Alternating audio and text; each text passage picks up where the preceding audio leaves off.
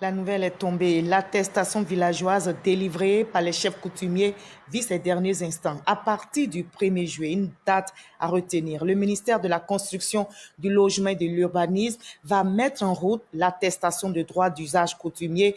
La production de ce nouveau document relève exclusivement de l'État. Et ce changement implique que les chefs coutumiers n'ont plus la possibilité de produire l'attestation villageoise, mais gardent toujours le pouvoir de signature. L'objectif est clair, éviter les multiples attributions sur la même parcelle. L'enseigne Bakayoko.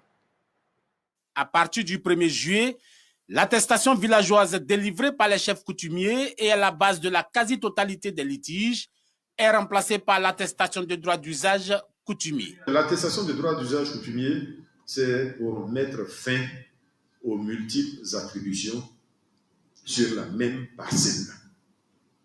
On n'enlève rien au pouvoir des chefs qui pourront continuer, comme c'est fait par le passé, à signer en dessous pour les bénéficiaires qu'ils souhaiteront.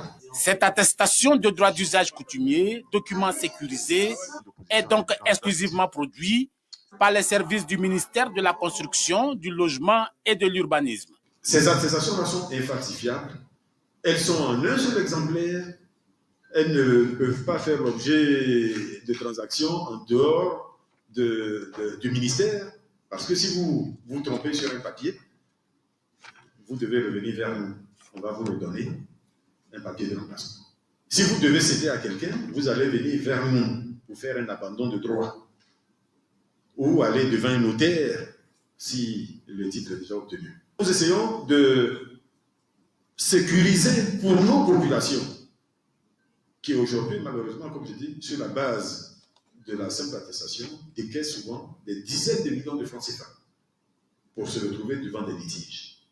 D'autres sujets d'intérêt ont également été abordés par le ministre Bruno Nabagné-Koné. Il s'agit entre autres du nouveau programme présidentiel, les réformes pour éviter les effondrements d'immeubles, les problématiques liées à l'accès au logement. Aujourd'hui, le déficit cumulé de l'offre de logement est estimé à 800 000 unités avec un taux d'accroissement annuel de 10%.